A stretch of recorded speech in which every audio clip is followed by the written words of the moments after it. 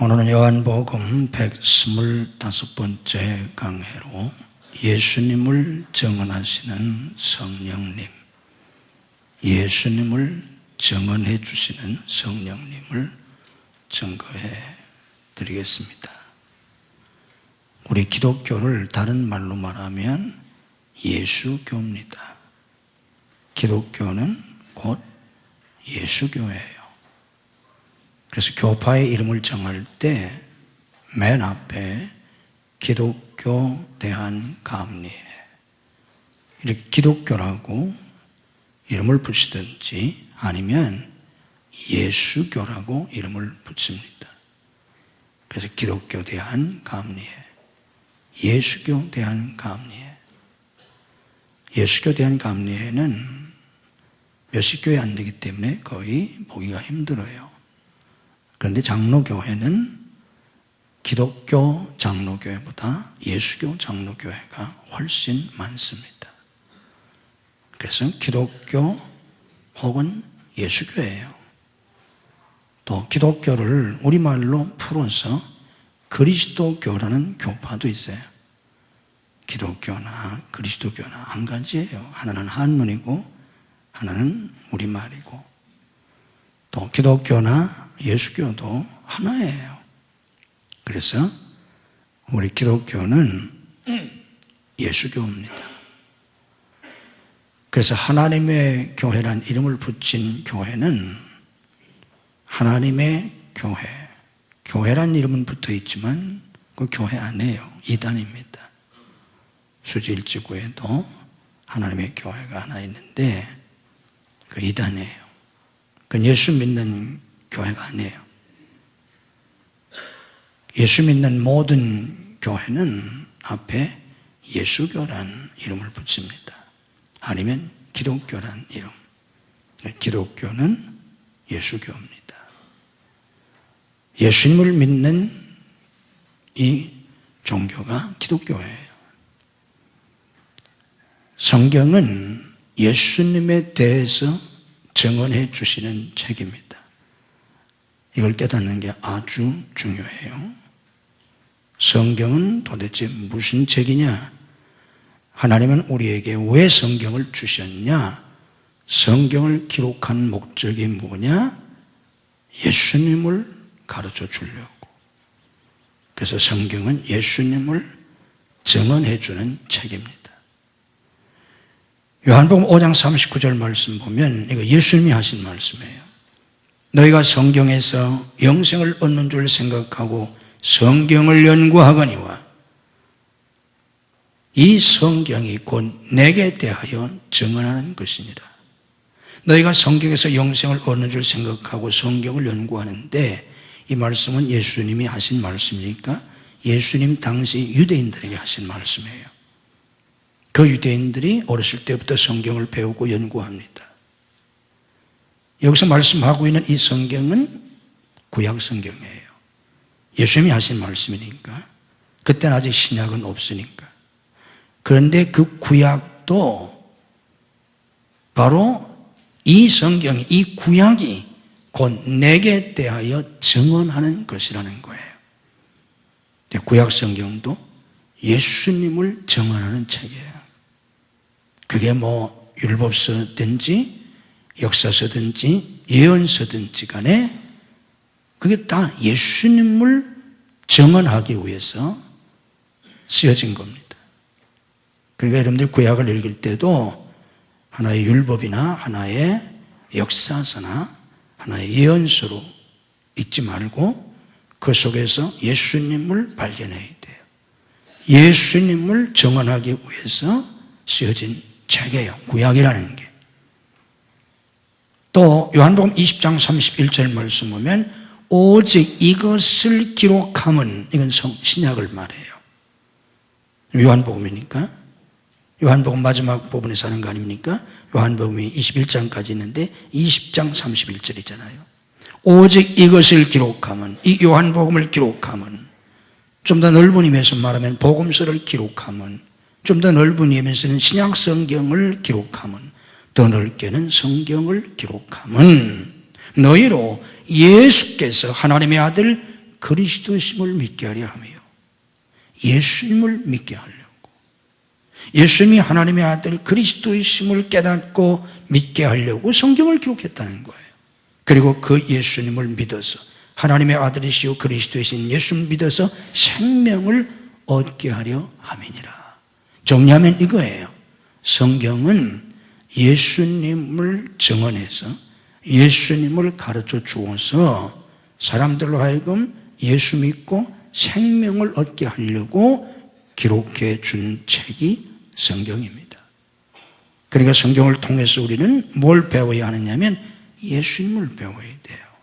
한평생 우리가 성경을 읽고 연구하고 설교를 듣는 건 예수님을 배우기 위해서, 다른 거 아니에요.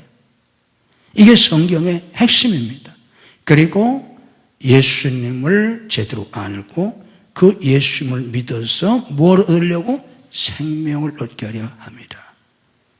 성경의 키워드가 생명이에요. 예수 믿는 목적이 생명이에요. 예수님이 왜 오셨어요? 내가 온 것은 양으로 생명을 얻게 하고, 내가 저희에게 뭘 주노니? 영생을 주노니. 이게 요한복음 10장 10절이고 28절 아닙니까? 하나님이 세상을 이처럼 사랑하사 독생자를 주셨어요. 왜 주셨어요? 이는 그를 믿는 자마다 멸망하지 않고 영생을 얻게 하려 하십니다. 이게 성경의 핵심 내용 아닙니까? 그래서 우리는 성경을 통해서 예수님을 깨달아야 합니다. 성경을 읽고 들으면서 예수님을 알지 못하면 아무 소용이 없어요. 자, 그런데 여기에 문제가 있어요. 이스라엘 사람들은 아브라함 이후부터 하나님을 믿었습니다. 그런데 그들이 하나님을 믿고 메시아를 기다리며 살았어요. 메시아가 오시면 자기들을 구원해 주신다. 여러 가지 어려움 속에서 메시아를 기다리고 살았는데 막상 메시아가 오셨을 때 알아보지 못했어요. 이게 문제예요. 메시아를 기다리는 사람들이 간절히 메시아를 기다리고 살았는데 정작 메시아가 오셨는데 그분이 바로 예수님 아닙니까? 그리스도라는 말은 메시아라고 하는 히브리 말의 헬라어 번역이에요. 똑같은 말이에요. 메시아 그리스도가 오셨는데 알아보지 못했어요. 자, 우리 주님께서 요한복음 5장 39절에서 뭐라고 하셨어요? 이 성경은 나에 대해서 증언하는 것이라 그랬어요. 그런데 이스라엘 사람들이 어렸을 때부터 성경 말씀을 들었어요. 특별히 서기관들은 어렸을 때부터 성경을 배우고 연구하고 성경을 필사하고 그리고 성경을 가르치는 성경 전문가들이었어요. 그들이 한평생 한 게 성경을 연구하는 일이었어요. 그런데 그 성경, 그 구약 성경, 유대인들이 믿는 그 구약 성경이 뭐를 가르쳐주는 책이냐면 예수님을 가르쳐주는 책이에요. 그러니까 막상 그 예수님이 오셨을 때 서기관들이 한평생 예수님을 가르쳐주는 구약 성경을 한평생 연구했던 그 서기관들이 예수님이 오셨을 때 예수님을 그들이 보았을 때 어떻게 해야 합니까? 그들은 예수님을 보자마자 한눈에 이분이라고, 우리가 기다리던 분이 이분이라고, 바로 이분이 메시아라고 한눈에 알아봤어야 되잖아요. 왜? 한평생 한 게 성경을 배우고 연구하고 가르친 거니까. 그리고 그 성경은 예수님을 증언하는 책이에요. 그러면 예수님을 증언하는 책인 성경을 한평생 연구하고 산 그들이니까 이게 서기관들이거든요. 예수님을 보자마자 한눈에 알아봤어야 되잖아요. 근데 그랬나요? 몰랐어요. 예수님을 눈앞에 보고도 보는 정도가 아니라 예수님이 설교하셨어요. 많은 설교를 하셨어요. 예수님이 하시는 설교를 듣고도 그분이 메시아인 것을 몰랐어요. 알아보지 못했어요. 예수님이 오셔서 설교만 하신 게 아니라 많은 기적을 행하셨어요. 물론 포도주를 만드신 첫 번째 기적부터 수많은 기적을 행하셨습니다. 각종 병자를 고치시고 수많은 귀신들을 쫓아내 주시고 심지어는 죽은 자도 살려주시고 보리도 5개로 5,000명을 먹이기도 하시고 무리를 걷기도 하시고 풍랑을 잔잔케도 하시고 너무너무 많은 기적을 행하셨어요. 이 기적들은 하나님이 아니고서는 할 수 없는 기적이에요. 누가 죽은 자를 살리겠어요? 어떻게 죽은 자를 살립니까, 사람이? 이거는 천하의 용한 의술을 가진 사람이라고 할지라도 불가능해요. 어떻게 죽은 자를 살리겠어요? 이건 하나님만이 하실 수 있어요. 그런데 예수님이 그런 일을 하셨어요. 그러니까 그런 일들을 보고 그런 표적들을 보고 저분은 하나님이시구나. 저분은 하나님의 아들이시구나. 저분은 메시아구나.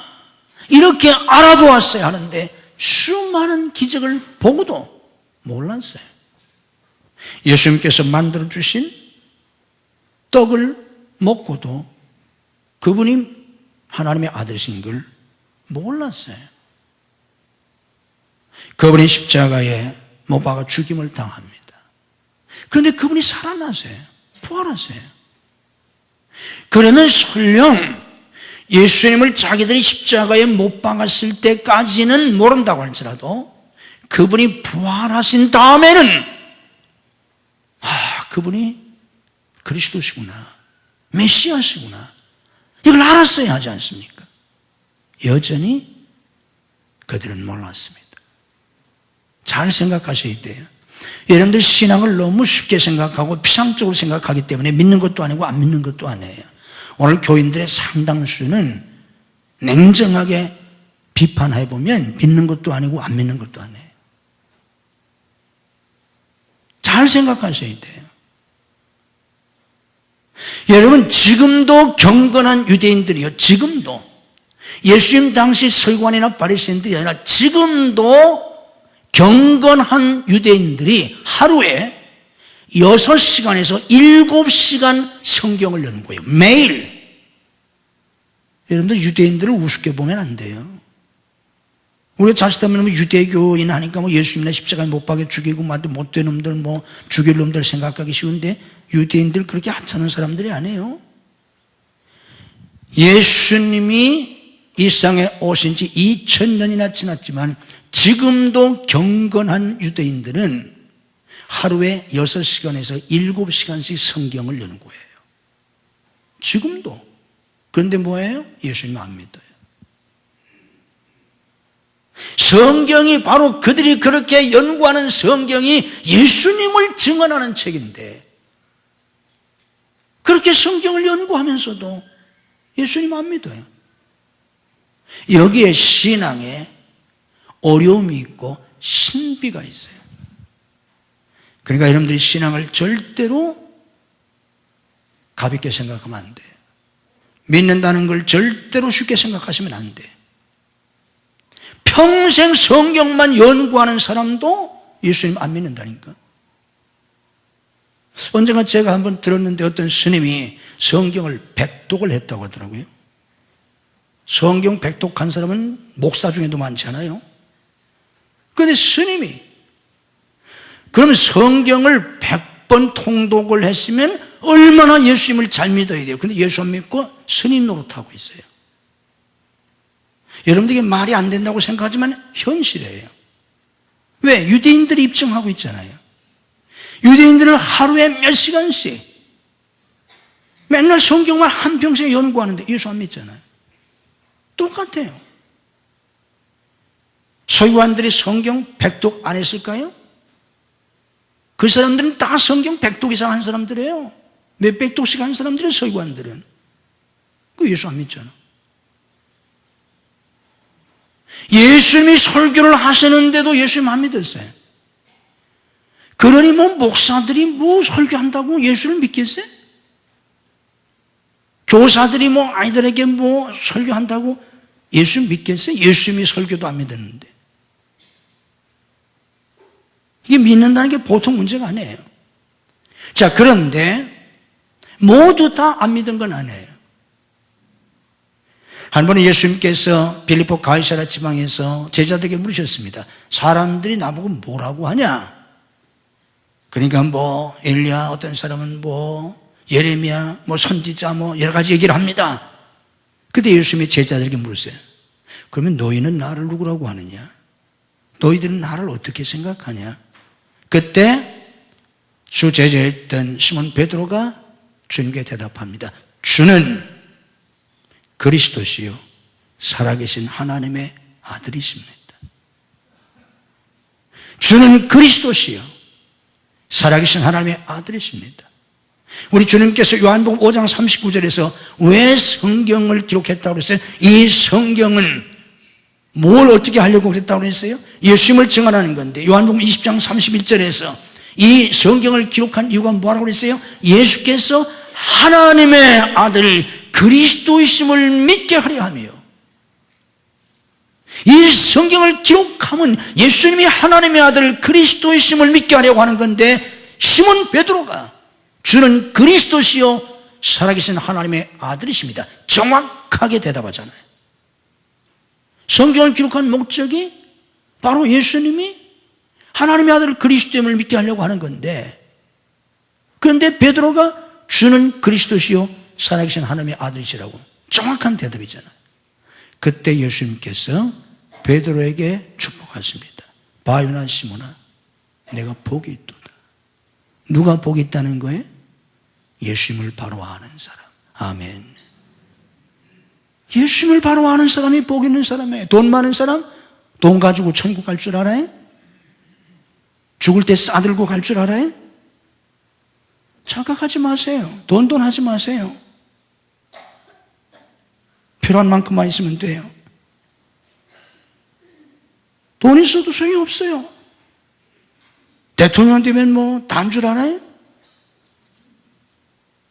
아니잖아요. 대통령 되면 된 날만 기쁘대요. 된 날만. 그 다음부터는 힘들고 고생이고 잘못하면 감옥 가고. 된 날만 기쁘대, 된 날만. 누가 복 있는 사람인가? 예수님을 바로 아는 사람이 복 있는 사람입니다. 아멘. 예수님을 아는 사람. 박수하기가 10개면 뭐 하겠어요? 세상 전민 지식을 아무리 가지고 있으면 뭐 하겠어요? 예수님을 모르는데. 그럼 지옥 갈 텐데. 아닌가요? 예수님 모르면 지옥 가지. 지가 무슨 학위 가지고 천국 가겠어요? 지식 가지고 가겠어요? 돈 가지고 천국 가겠어요? 지위 가지고 가겠어요? 아니잖아요. 예수님 모르면 아무 소용이 없어요. 예수님을 알 때 바로 알아야 돼요. 베드로처럼 정확하게 알아야 돼요. 그 사람이 복 있는 사람입니다. 자, 그런데 우리 주님께서 시몬 베드로가 주는 그리스도시요 살아계신 하나님의 아들이라고 정확한 신앙 고백을 할 때 주님이 말씀하셨어요. 바요나 시몬아, 내가 복이 있다.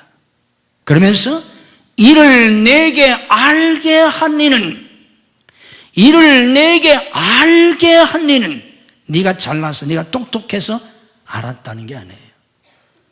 네가 나보다 머리가 좋아서 이걸 알았다는 게 아니에요. 이를 내게 알게 한 이는 알게 하신 분이 계시다는 거예요.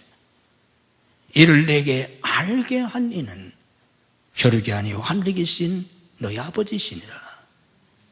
하나님이 알게 해 주셨다는 겁니다. 그래서 베드로가 알게 되었다는 겁니다. 이게 신앙의 비밀이에요.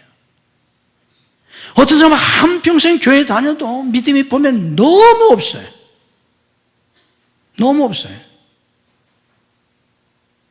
한평생 하나님을 섬기는데도. 또 어떤 사람은 한평생 굉장히 신앙생활을 잘하는 것 같아요. 오늘 새벽에 내가 말씀드렸죠? 마더 테레사 같은 사람 노벨상까지 받았어요. 성자로 추대했어요. 근데 그가 보낸 편지를 보면 내 안에 나는 신의 존재를 느낄 수가 없습니다. 하나님이 내 안에 살아계시다는 걸 느낄 수가 없다는 거예요. 내 안에 그리스도가 계신다는 걸 나는 느낄 수가 없습니다. 그래서 너무 고통스럽습니다. 견딜 수 없습니다. 내 속에 빛이 없습니다. 그 어둠의 그 두려움을 내가 감당할 수가 없습니다. 이런 편지를 몇 번이나 보냅니다. 마더 테레사가. 그러니까 겉으로 볼 때는 성자처럼 신앙생활을 하는 것 같아도 정말 믿음 없는 사람, 믿지 못한 사람 너무 많아요. 너무 많아요.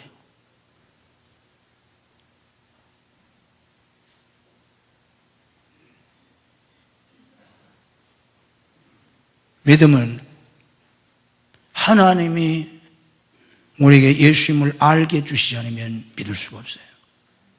안 믿어주는 걸. 눈앞에 보고서도 모르는 걸. 아니, 한평생 예수님을 증언하는 그 책인 성경을 연구한 서기관들이 예수님 보고도 모르는데, 예수님 설교를 듣고도 모르는데, 예수님이 행하신 기적을 보고도 모르는데 누가 예수를 믿겠어요? 어설프게 성경 읽어가지고 예수 믿겠어요? 어설픈 목사의 설교를 들어가지고 예수 믿겠어요? 그런데 믿는 사람은 믿어요. 어떻게? 하나님이 믿게 해주세요.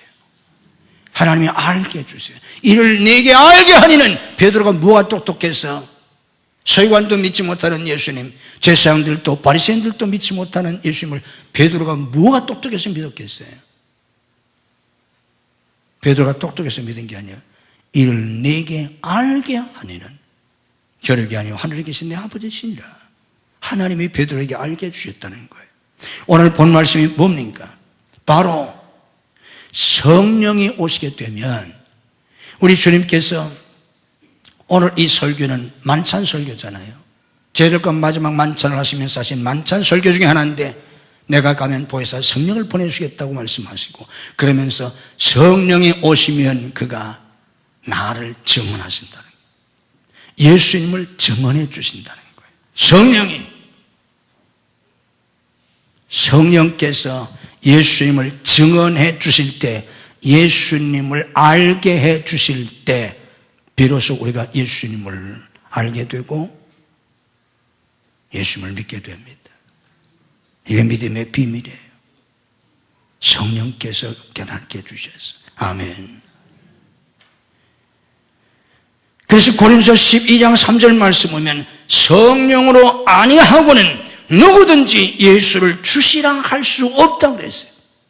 성령으로 아니하고는 누구든지, 교회 백날 다녀도 성경 100번 읽어도 성령으로 아니하고는 예수님을 주시라 할 수 없다.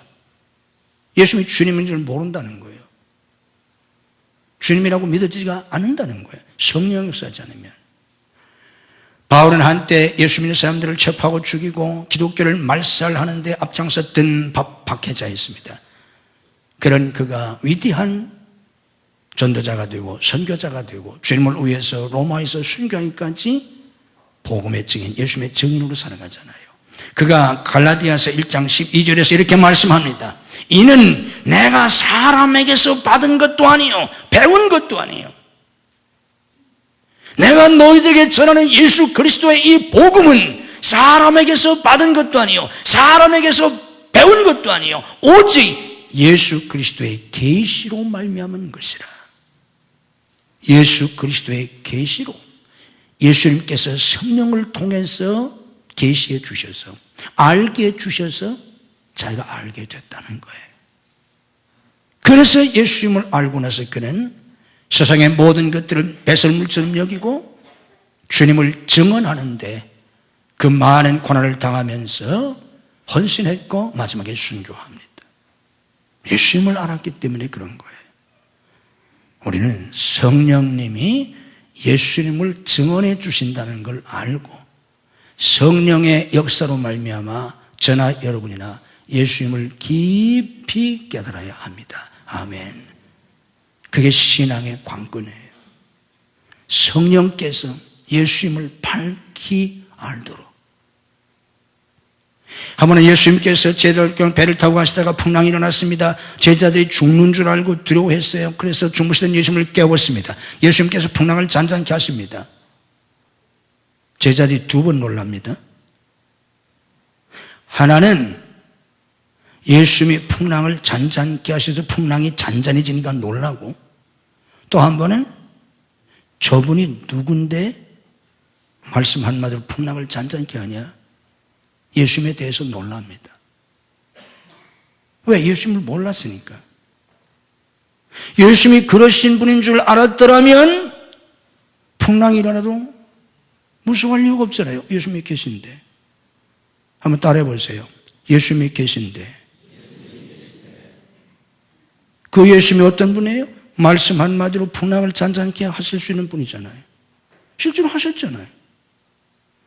근데 아직 제자들은 그걸 몰랐어요. 그래서 예수님의 배 안에 계신데도 죽는 줄 알았어요. 여러분들 지금 죽는 줄 알고 두렵죠? 어떤 병에 걸렸든지, 어떤 문제가 있든지, 가정이 깨지게 생겼든지, 사업이 망하게 생겼든지 죽는 줄 알고 두렵죠. 누가 있는데? 예수님이 계신데도. 왜 그래요? 예수님을 몰라서. 만약에 제자들이 예수님을 그때 알았더라면 서로가 뭐라고 했겠어요? 걱정할 거 하나도 없다. 누가 옆에 있는 사람이 걱정할 것 같으면 걱정할 거 없다. 예수님이 계시잖아요. 예수님이 계신데. 이랬을 거 아닙니까? 서로가 다 죽는 줄 알고 두려워했어요. 두려워하지 않은 사람이 거기 하나도 없었어요. 예수님을 몰라서. 그래서 막상 예수님이 풍랑을 잔잔케 하니까 저분이 누구신데 말씀 한마디로 풍랑을 잔잔케 하냐? 놀랐어요. 예수님을 몰라서 그런 거예요. 우리가 예수님을 믿으면서도 예수님을 모르니까, 깊이 모르니까 끊임없이 우리는 염려하고 두려워하고 걱정하고 죽는 줄 알고 불안하고 초조하고 전전긍긍하고 낙심하고 절망하고 좌절하고 분노하고 이래요. 왜? 예수님을 모르니까. 성령님을 통해서 예수님을 깊이 깨달아야 합니다. 아멘. 예수님이 하나님의 아들 곧 하나님이심을 깨달아야 돼요. 2000년 동안 많은 사람들이 예수님이 하나님의 아들이신 것을 부정해요.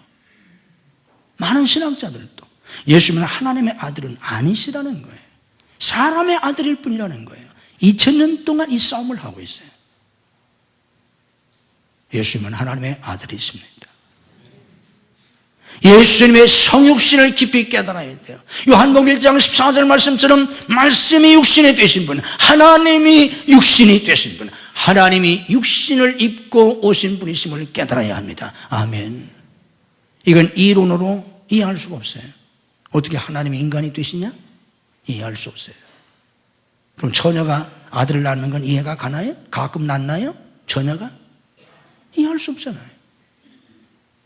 물이 포도가 되는 걸 이해할 수 있나요? 죽은 자가 살아나는 걸 이해할 수 있나요? 이해할 수 없잖아요. 우리의 이성으로 이해할 수 있는 게 아닙니다. 믿는 것입니다. 성육신 하신 예수님을 깊이 깨달아야 돼요. 십자가에서 구속의 역사를 완성하신 예수님을 깊이 깨달아야 돼요. 하나님이 나를 구원하시기 위해서 인간의 몸을 입고 이 세상에 오시고 내 죄를 대신 짊어지고 십자가에서 내 죄값을 대신 치르고 내 대신 고통을 받으시고 내 대신 저주를 받으시고 죽으셨다. 이걸 기가 막힌 거예요. 어떻게 표현할 길이 없는, 너무너무 기가 막힌 거예요. 근데 우리가 이걸 깨닫지 못해. 여러분 교회 등록할 때 교회 등록하면 100만 원 준다고 해보세요. 감이 잡히잖아요. 아마 교회 등록하면 100만 원 준다면 아마 다 등록할 거예요. 그리고 그 다음 주부터 안 나오겠지요. 수원에서 어떤 교회가 주일날 교회 나면 10,000원 준다고 그랬어요. 주일날 하고서 예배드리면 10,000원 준다고. 그랬더니 40명이 나왔어요. 그 다음 주에. 10명도 안 나오는 교회인데. 10,000원만 준다고 해도 40명 나온다니까. 100만 원 준다고 해보세요. 등록하면. 뭐 나오지 않겠어요?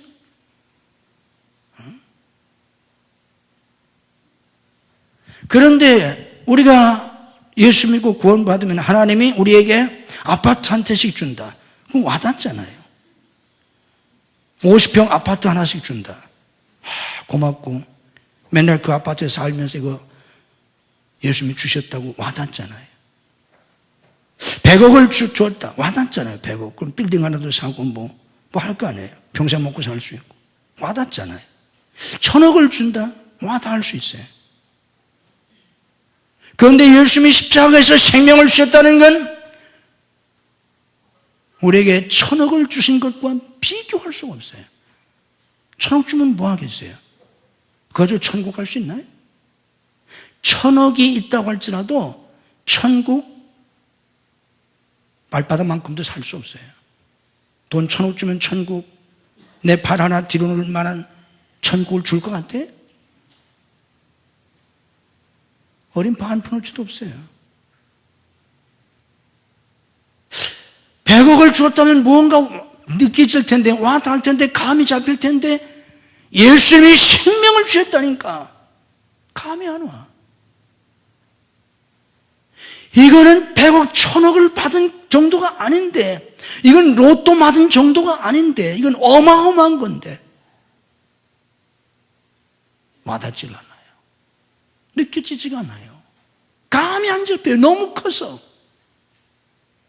그래서 신앙생활을 맥없이 하는 거예요.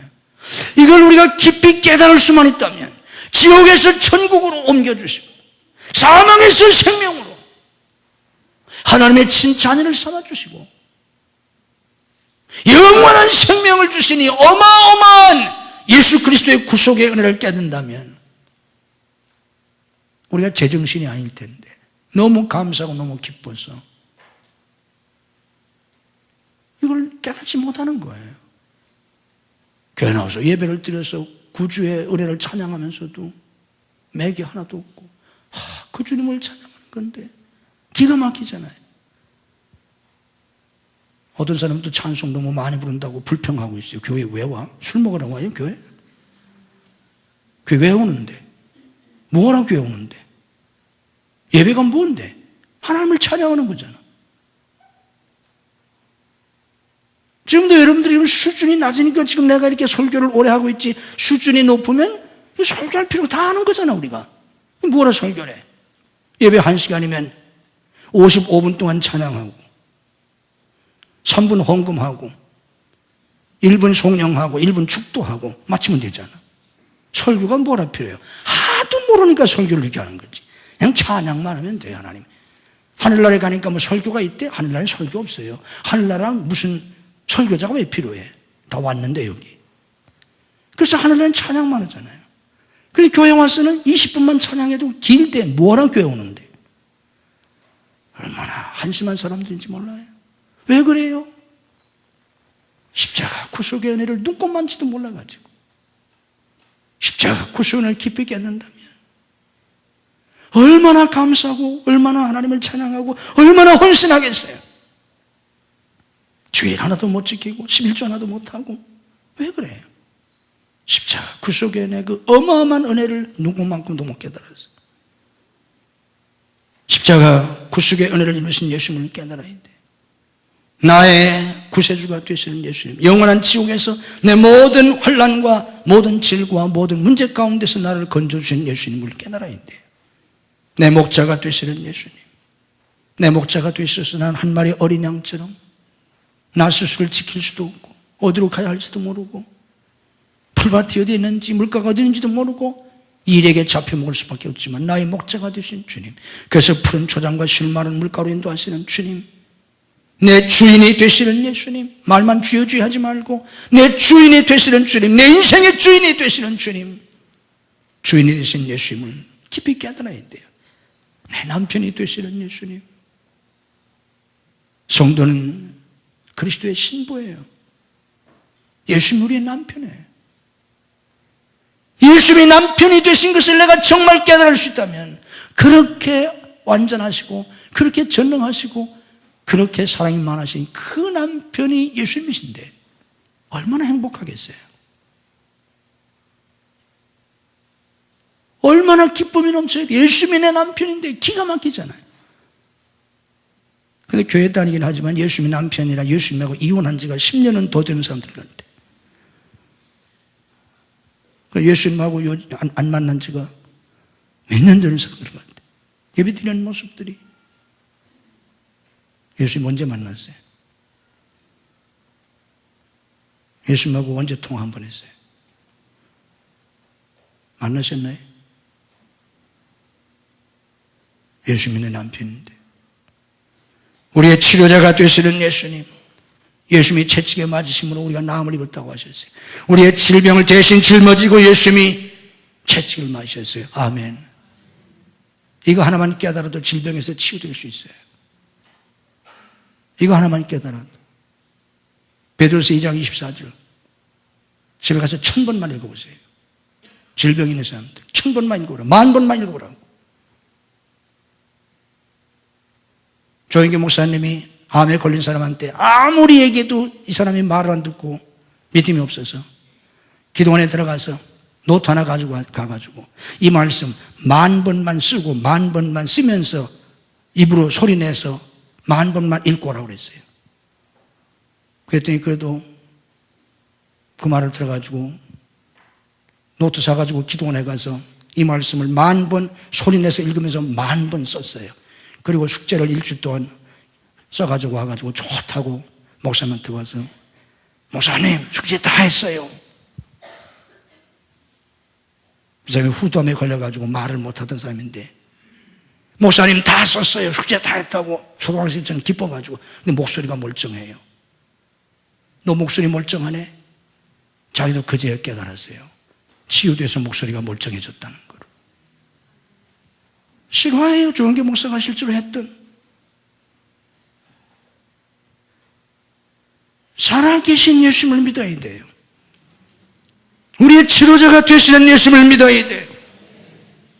우리의 위로자가 되시는 예수님을 알아야 돼요. 재림하시는 예수님, 심판하시는 예수님은 상급을 주시는 예수님, 우리의 생명이요 소망이요 기쁨이요 능력이요 내 모든 것이 되시는 예수님을 알아야 돼요. 예수님을 깨닫고 예수님을 믿으셔야 합니다. 그 예수님을 믿을 수만 있다면 걱정할 게 뭐가 있어요? 찬송가에 그런 게 있잖아요. 복음성가에 힘을 내세요. 힘을 내세요. 낙심한 사람, 힘들어하는 사람, 어려운 사람 우리가 힘을 내세요. 격려할 수 있잖아. 뭐라고 그 사람들이 격려하겠어요? 참고 견디면 좋은 시절이 옵니다. 힘내세요. 뭐 좋은 시절이와 좋은 시절이 오기는 참고 견딘다고 좋은 시절이 올 줄 아세요? 그러다가 세월 다가고 죽는 건지. 착각하지 마세요. 거짓 희망에 속지 마세요. 아니에요. 그 복음성한 가사가 뭐예요? 힘을 내세요. 힘을 내세요. 뭐예요? 찬양단 뭐야? 그것도 몰라? 응? 힘을 내세요. 힘을 내세요. 뭐예요? 주님이 손잡고 계시잖아요. 주님이 나와 함께함을 믿는다면 뭐예요? 어떤 시련도 이길 수 있잖아요. 어떤 고난도 어떤 문제도 이길 수 있잖아요. 그래서 힘을 내라는 거예요. 한번 옆 사람한테 믿음으로 격려합시다. 힘을 내세요. 힘을 내세요. 왜 힘을 내라고? 문재인이가 대통령 됐으니까 힘을 내라고? 왜 힘을 내요? 주님이 계시잖아요. 주님이 어떻게 계신다고요? 손잡고 계시잖아요. 내가 나의 의로운 오른손으로 너를 붙들리라. 아멘. 주님이 손잡고 계시잖아요. 주님이 나와 함께 하심을 믿는다면 어떤 고난도 이길 수 있잖아요. 아멘. 우리 한번 그 복음성 찬양합시다. 힘을 내세요. 그냥 부르세요. 자, 시작하면 자기 목소리를 그냥 부르면 돼요. 괜찮아요. 막 들어왔다 나도 아무 상관없어요. 그게 문제가 아니라 자기 신앙 고백이 문제니까 신경 쓰지 말고 믿음의 고백으로 크게만 부르시면 돼요. 자, 시작. 힘을 내세요. 힘을 내세요. 주님이 손잡고 계시잖아요. 주님이 나와 함께함을 믿는다면 어떤 고난도 이길 수 있잖아요. 아멘. 힘을 내세요. 죽지 않아요. 아멘도 안 하네. 죽지 않아요. 망하지 않아요. 주님이 계시잖아요. 주님을 알아야 합니다. 예수님을 알고 예수님을 잘 믿고 예수님을 본받아 살아야 돼요. 예수님의 형상을 이루어야 합니다. 로마서 8장 29절에 그 아들의 형상을 본받게 하기 위해서 우리를 정하시고 부르셨다고 하셨어요. 너희 안에 이 마음을 품으라. 예수님의 마음을 품어야 돼요. 하나님의 본체시나 자기를 비워 종이 되셔서 십자가에 죽기까지 복종하신 그 예수님, 날마다 자기를 부인하고 십자가를 지는, 내 뜻을 버리고 주님의 뜻에 죽기까지 순종하는 삶을 사는 예수님의 삶을, 예수님을 알고 본받아 살아야 합니다. 오늘 말씀 속에서 우리가 유념해야 할 것은 예수님을 알게 해주시는 분이 성령님이시라는 거예요. 그래서 우리는 성경을 읽을 때마다 기도하고 성령님을 의지하고 성경을 읽어야 돼요. 성령님 깨닫게 해달라고. 디모데후서 3장 16절 말씀처럼 성경의 원저자는 성령이세요. 모든 성경은 성령의 감동으로 쓰여졌다고 그랬어요. 성령의 원저자가 되시는 분이 성령이십니다. 그 성령을 의지하고 깨닫게 해달라고 해야 돼요. 설교를 들을 때도 성령님께서 깨닫게 해달라고 기도하고 설교를 들어야 돼요. 그래야 말씀을 들으시고 깨달을 수 있어요. 성령께서 예수님을 정언해 주시니까 날마다 성령을 의지하고 성령님의 역사 속에 성경 속에서 말씀 속에서 예수님을 깊이 깨닫고 그 예수님이 주시는 그 무한한 생명의 은혜 속에 살아갈 수 있는 여러분들이 되시기를 주님의 이름으로 축복합니다. 평생을 성경을 연구한 서기관들이 자기들이 그렇게 기다리던 메시아, 성경이 그렇게 예언하고 있는 그분이 자기들 눈앞에 나타나는데 알아보지 못했습니다. 그분의 그 놀라운 설교를 듣고도 알지 못했습니다. 그분이 행하시는 그 놀라운 기적을 눈앞에서 보고도 믿지 못했습니다. 누가 예수를 믿을 수 있습니까? 평생 성경을 연구한 학자들도 예수님을 믿지 못하는데 누가 믿을 수 있겠나이까? 그러나 시몬 베드로는 무식한 어부 출신이었지만, 그는 서기관도 바리새인도 아니었지만 그는 예수님을 정확히 알았습니다. 저는 그리스도시요 살아계신 하나님의 아들이라고 정확하게 고백을 했습니다. 우리 주님께서 그를 축복하시면서 이를 내게 알게 하리는 혈육이 아니요 하늘에 계신 내 아버지라고 하셨나이다. 하나님이 알게 해주셨어요. 그가 알게 되었다고 주님이 가르쳐 주셨습니다. 성령님이 오시면 성령님께서 예수님을 증언해 주신다고 하셨습니다. 성령으로 아니하고는 아무도 예수님을 주님이라고 할 수 없다고 하셨나이다. 오 성령님, 오 성령님, 저희들에게 예수님을 밝히 깨닫게 주옵소서. 예수님이 누구신지 저희들이 깊이 알게 주옵소서. 그 예수님을 믿어 영생을 얻게 하시고 그 예수님을 알고 믿어서 마음의 평안을 누리게 하시옵소서. 예수님이 계신데, 예수님이 내 안에 계신데, 내 손을 잡고 계신데, 너희를 마음에 근심하지 말라, 하나님을 믿으니 또 나를 믿으라고 하셨는데, 그 예수님을 믿을 수가 있다면 무엇을 걱정하리까? 죽은 자도 살리셨는데 왜 질병 때문에 두려워하겠나이까? 오병이의 기적을 이루신 분이신데 왜 무엇을 먹을까 마실까 때문에 염려하리까? 주님, 주님을 알게 하시옵소서. 주님을 깊이 알고 주님을 믿고 예수 믿고 생명을 얻고 예수님 안에서 평안을 누리며 소망을 가지며 감사하며 감격하며 기뻐하며 행복하게 살 수 있게 하시옵소서. 주님의 마음을 품고 우리도 십자가 지고 주를 따르는 삶을 살 수 있게 하시옵소서. 성령님, 저희들을 가르쳐 주시옵소서. 성경을 읽을 때마다 성령님 깨우쳐 주시옵소서. 설교 말씀을 들을 때마다 성령님 깨닫게 해 주시옵소서. 믿게 해 주시옵소서. 우리의 삶이 변하게 하시옵소서. 믿음으로 가슴에 손을 씁니다. 우리 속에 있는 모든 불신앙을 깨뜨려 주시옵소서. 우리 속에 있는 모든 어둠을 물리쳐 주시옵소서. 내 안에 예수님이 계심을 생생하게 느낄 수 있게 하시옵소서. 내가 지금도 아버지를 부를 때마다 즉시로 대답하시는 하나님의 음성을 들을 수 있게 하시고, 내가 너를 사랑한다고, 내가 결코 너를 버리지 않는다고, 내가 결코 너를 죽게 내버려 두지 않는다고, 내가 결코 너를 망하지 않게 한다고, 내가 너를 축복하고 내가 너를 들었으리라고, 내가 너와 네 자녀들을 축복하시라고 지금도 말씀하시는 주님의 음성을 들을 수 있게 하시옵소서. 주님이시여, 우리 심령에는 모든 죄와 불신앙을 깨뜨리시고 어둠을 물리쳐 주시고 성령으로 충만하게 하시옵소서. 내가 나서는 예수 그리스도의 이름으로 명하노니 우리 심령 속에는 모든 어둠의 세력은 다 물러갈지어다. 하나님의 빛으로 채워 주시옵소서. 우리의 심령이 주님의 빛으로 충만하게 하시옵소서. 우리의 교회가 주님의 빛으로 충만하게 하시옵소서. 우리의 가정이 주님의 빛으로 충만하게 하시옵소서. 역사해 주시옵소서. 주님의 능력으로 오늘 또 우리의 영혼의 질병을 치유하시고 마음의 상처를 치유하시고 육신의 질병을 치유해 주시옵소서. 이 시간 믿는 자들에게 오늘 또 치유의 능력을 베풀어 주시옵소서.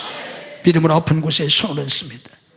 죽은 데도 살리신 주님의 능력으로 오늘들을 치유해 주옵소서. 주님이 채찍에 맞음으로 우리가 나은 것을 믿습니다. 내가 나서는 예수 그리스도의 이름으로 명하노니 우리를 괴롭히는 모든 병만은 다 물러갈지어다. 예수님의 이름으로 치유될지어다. 예수님의 이름으로 강건할지어다. 역사해 주시옵소서. 우리 삶의 여러 가지 문제들을 해결해 주시옵소서. 우리가 믿음으로 살 때 하나님이 역사하시고 하나님이 역사하시면 고난이 변하여 축복이 되고 문제가 기회가 됨을 믿습니다. 예수님은 모든 문제가 기회가 되게 해 주시옵소서. 고난이 변하여 축복이 되게 해 주시옵소서. 주님, 가정마다 속히 인가도 시켜주시고 믿음의 가정, 행복한 가정, 복받고 쓰임받는 가정들이 되게 해 주옵소서. 가정을 파괴하려는 모든 사탄의 세력을 물리쳐 주옵소서. 내가 나서는 예수 그리스도의 이름으로 명하노니 우리 자녀들의 가정을 파괴하려고 하는 모든 사탄의 세력은 성령의 결박을 받고 다 물러갈지어다. 우리 자녀들 책임지시고 앞길을 열어주시옵소서. 학업의 문을 여시고 진학의 문, 유학의 문을 열어주옵소서. 취업의 문을 여시고 사업의 문을 열어주옵소서. 결혼의 문을 여시고 태의 문을 열어주시옵소서. 사역의 문을 열어주시옵소서. 예수님의 이름으로 이 자녀들이 열릴지어다.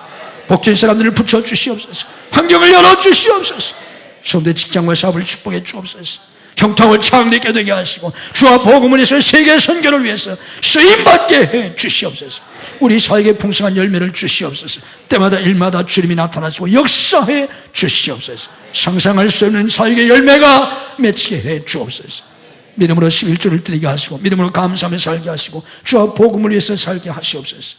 믿음으로 예물을 드립니다. 11조를 드리고 감사한금, 선견금, 구제한금, 건축원금, 해외 성전 건축원금을 드립니다. 주께서 받으시고 하늘과 땅의 복으로 금세 내세의 복으로 자녀 후손의 복으로 믿음의 명문가를 이루는 복으로 은혜와 복을 더하여 주옵소서.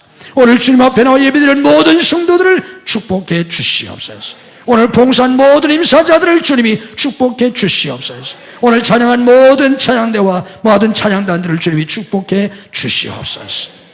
오늘 병사에서 나지 못한 손을 찾아가셔서 능력의 손으로 일으켜 주옵소서. 출퇴하 주는 성도들, 해외 나가는 가족들, 군매 나가는 아들들, 유학생들을 지키시고 축복해 주옵소서. 믿음이 연약하여 주를 송사하지 못하는 성도들에게 주를 송사할 수 있는 믿음을 더하여 주옵소서. 이 한 주간도 주님이 주시는 은혜와 축복이 넘치는 복된 한 주간이 되게 해 주옵소서. 예수님 이름으로 축복 기도하옵나이다. 아멘.